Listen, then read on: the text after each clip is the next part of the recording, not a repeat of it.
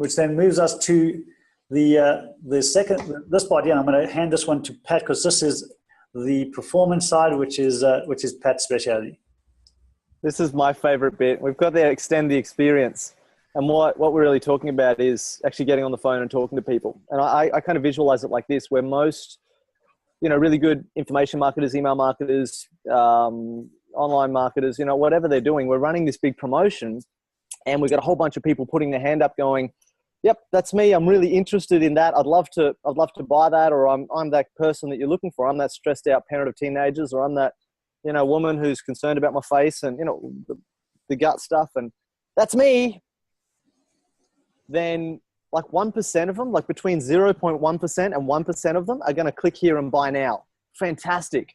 So my question's always, what about the other 99% or 99.9% of everybody you're talking to who's put their hand up? Maybe they just need a call and a bit of personal connection and answer a question that wasn't on your landing page. Can I bring my mom, or, whatever the thing was. And all of a sudden your 1% goes to like 25 to 30%. We're not going to get all of them.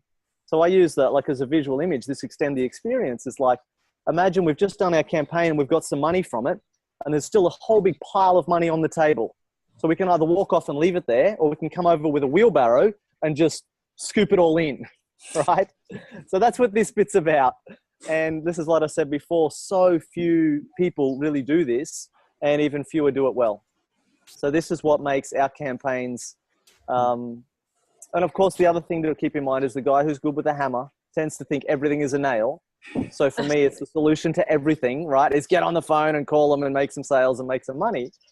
Having said that, it's worked really, really well for us over the years.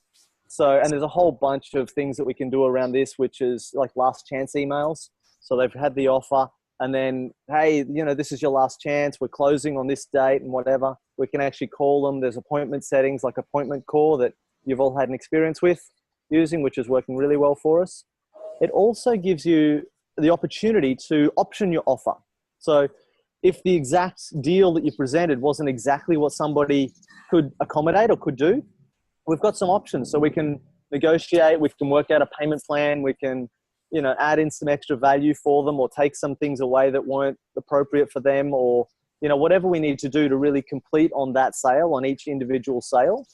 And also it's a great opportunity to be getting referrals and to be, building the relationship of ongoing sales. And there's a whole bunch of benefits to it.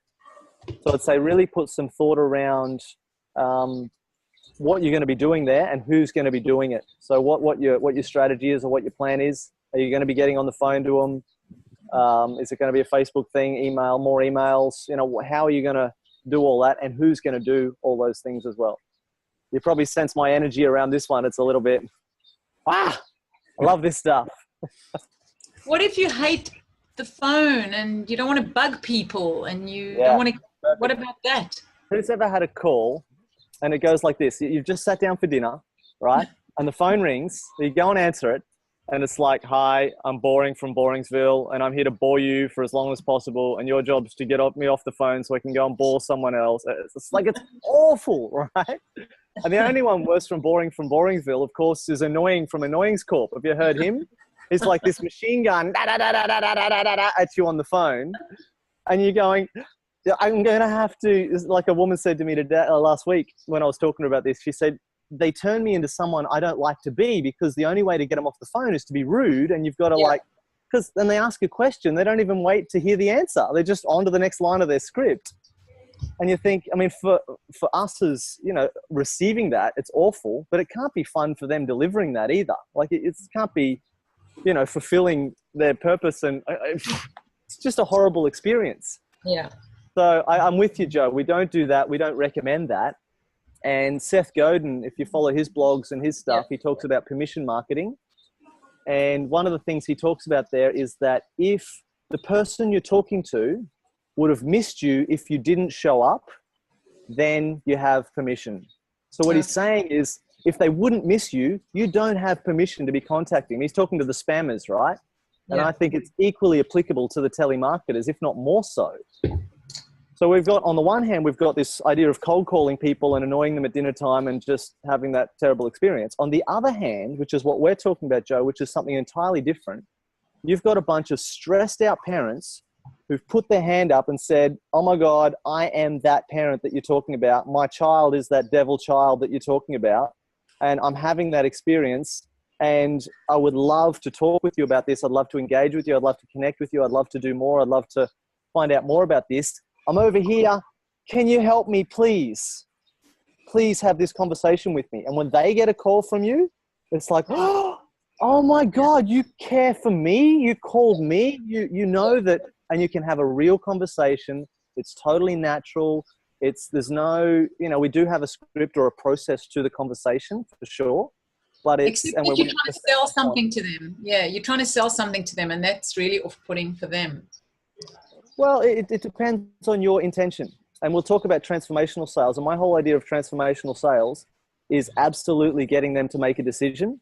But the decision is not to buy my stuff or not to buy. In the traditional sales training model, the decision is, here, make a decision, yes or no, buy my thing or don't buy my thing. That's it. For me, that's not the decision. For me, the decision is, are you ready to transform this area of your life? Yes or no? Make a decision. Because if you're ready to absolutely have a transformational experience in this area, then great. Then you and I together as partners can go and plan the next steps that you're going to take and the action that you're going to take off the back of that decision. And one of the actions you might take may well be to buy my stuff, if that's what's going to serve you best. And if it's not, then we'll plan some other steps for you. I'm okay either way. But are you ready to really step up this area of your life? Like, that's the decision I'm looking for. You see the distinction there? Yeah. So you come in with that kind of heart, and people really get that. And, I've talked to a lot of you about actually joining CRM, and I didn't want people on CRM if it wasn't going to be the right thing for them to do. So the people who are here are the perfect people who showed up because it's right to do. And a whole bunch of other people that I've spoken to are either going to do it in the future, or we've put them into other programs, or we're not doing anything at all with them. But that's okay. A lot of them have made the decision to step up, but they're doing it in different ways because they're at different levels and different things are appropriate. Is that helpful? Yes, thank you. Yay. So put it in your plan, and we'll go through that in more detail in a couple of weeks' time, and we'll really have a lot of fun with that in how you actually do that. Yeah, excellent. Thank you, Pat. And thank you for that insight as well. Good question, Joe. Our experience of having salespeople, telemarket and target us quite often brings that stuff up. And I see that continuously in any program that I run here in Bali on our 30-day business incubator and stuff like that, where I'll get that feedback, even from a marketing perspective, like going, everything that you're thinking about and everything you're saying is manipulative and da da da da. It's only because that's the experience that they're having, and that's the experience that they've had in the past. And again, it's the number one thing is what Pat was saying there, is all about intention. Go in there with the intention of serving, another individual, another human being, and everything changes.